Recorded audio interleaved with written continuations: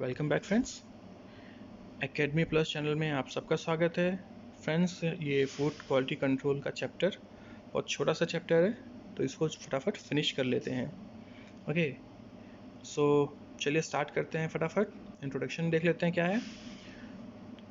जो quality control in food industry focuses on adopting set of measures और setting criteria to maintain quality of the in product.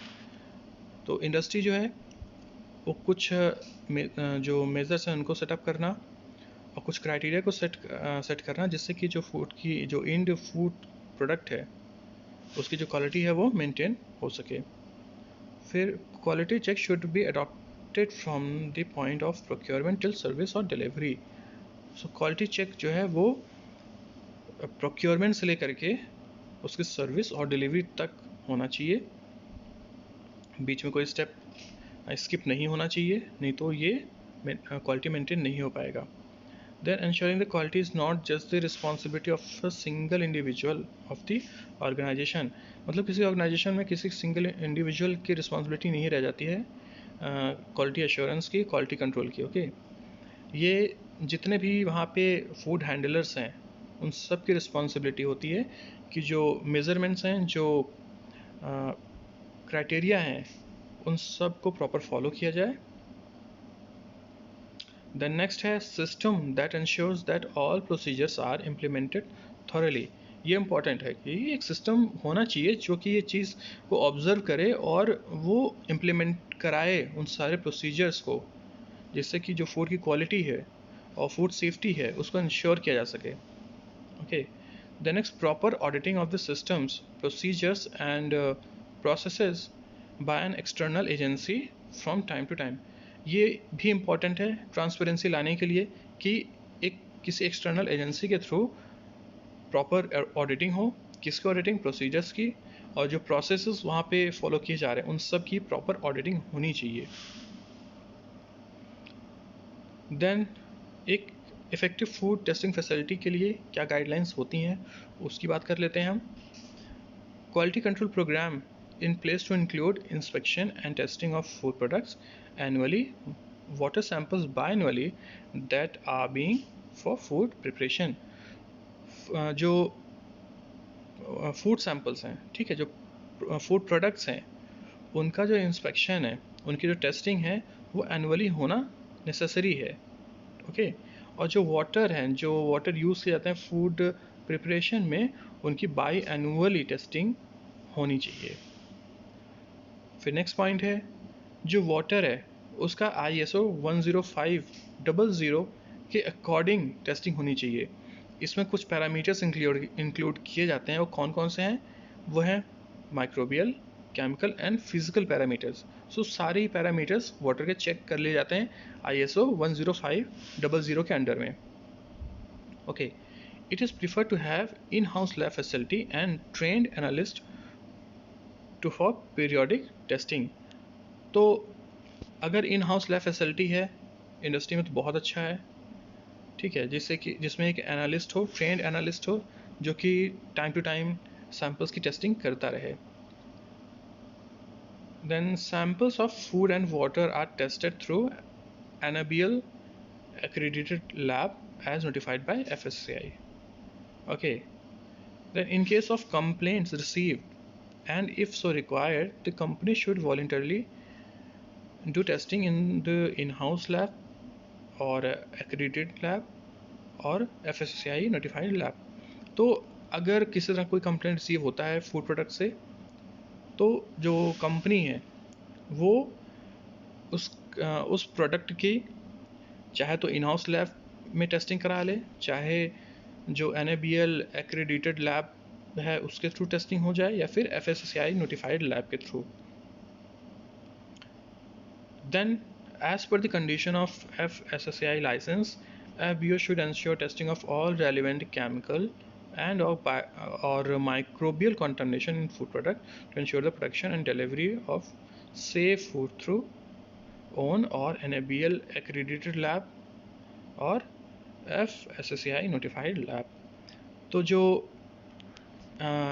FSSAI का जो license issue होता है उसमें FBO के लिए ये कंडीशन ही है कि वो सारे जो टेस्टिंग है उसमें साइट टेस्टिंग में केमिकल और माइक्रोबियल कंटामिनेशन है फूड में, उसको टेस्ट कराने के लिए वो चाहे तो खुद के लैब से कराए टेस्टिंग जैसे पहले बताए, या फिर NABL एक्रेडिटेड लैब से कराए, या फिर FSSAI नोटिफाइड लैब से करवाए। ओके, सो ये टेस्टिंग होनी बहुत ज़रूरी है। Next, calibration of lab equipment should be done periodically. ऐसा ना हो कि लैब के जो इक्विपमेंट्स हैं उनको हम साल 2 साल या 10 साल के लिए ऐसे छोड़े हुए हैं, ऐसे ही उनको यूज़ भी कर रहे हैं, उनका कैलिब्रेशन नहीं हो रहा है। कैलिब्रेशन उनका टाइम टू टाइम होना चाहिए। Records of testing sample should always be maintain. ये इंपॉर्टेंट है कि जो सैंपल्स की जो टेस्टिंग हो रही है उनका रिकॉर्ड मेंटेन होना चाहिए। Okay, quality assurance system enable application and verification of control measures intended to assure the quality and safe of food. So quality assurance system होना चाहिए, ठीक है, जिससे कि जो मेजरमेंट्स हैं फूड क्वालिटी अश्योरेंस और फूड सेफ्टी के लिए उनका वेरिफिकेशन किया जा सके। ओके, देन नेक्स्ट है, these sets of control may include prerequisites like GAPs, GMPs, GHPs and HACCP system। तो जो ये पॉइंट है ऊपर वाला कि quality assurance system enable application and verification of control measures intended to assure the quality and safe of food. इसके लिए कौन कौन से हम मेजर्स को यूज़ करते हैं? Good agricultural practices, good manufacturing practices, good hygiene practices and hazard analysis critical control point। ये सिस्टम ये ही मेन रिस्पॉन्सिबल होते हैं किसी भी फूड की क्वालिटी को मेंटेन करने के लिए और फूड की सेफ्टी को अश्योर करने के लिए। ओके, नेक्स्ट है international organisations follows codex alimentarius commission and under it joint FAO WHO food standards programme WTO SPS और TBT agreements and ISO standards are also followed। तो जो इंटरनेशनल ऑर्गेनाइजेशंस हैं वो कोडेक्स एलिमेंटेरियस कमीशन को follow करते हैं, ठीक है, जिसके अंडर में फूड एंड एग्रीकल्चरल ऑर्गेनाइजेशंस और WHO के जो स्टैंडर्ड्स प्रोग्राम हैं उनको फॉलो किया जाता है। उसके अलावा वर्ल्ड ट्रेड ऑर्गेनाइजेशन के कुछ मेजरमेंट्स हैं। Then sanitary and phytosanitary measures हैं, उनका implementation. Then technical barriers to trade TBT। So ये सारे स्टैंडर्ड्स को फॉलो करना नेसेसरी है। Global assurance systems are based on science based standards. Codex standards have been considered as a benchmark. So जो codex standards हैं उनको एक benchmark माना जाता है, ठीक है, और जितने भी जो ग्लोबली जो अश्योरेंस सिस्टम है वो सारे ही साइंस बेस्ड सिस्टम है। हाइपोथेटिकली कोई भी काम नहीं चलता इसमें, ठीक है।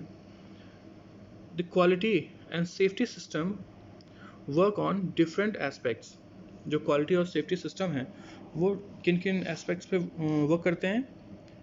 ये हैं प्रिवेंटिंग और मिनिमाइजिंग कॉन्टामिनेशन। जो कॉन्टामिनेशन है उनको मिनिमाइज करना या उनको रोकना। Setting the limits for use of food additives. Okay, then following labelling requirements and looking into minimum legal requirements of the product quality attributes. So जो मिनिमम जो लीगल रिक्वायरमेंट्स हैं प्रोडक्ट क्वालिटी की, जो property है product की, okay, उसके लिए minimum legal requirements हों या ना हो या तो बहुत कम हो। और लेबलिंग रिक्वायरमेंट्स बहुत नेसेसरी है, होना ही चाहिए। फूड एडिटिव्स के लिए लिमिट्स सेट होने चाहिए और कंटामिनेशन को प्रिवेंट करना चाहिए। तो ये सारे ही एस्पेक्ट्स को फॉलो किया जाता है। सो थैंक यू फ्रेंड्स, ये चैप्टर यहीं पे कंप्लीट होता है और नेक्स्ट टॉपिक हम लोग बहुत जल्दी लेके आएंगे।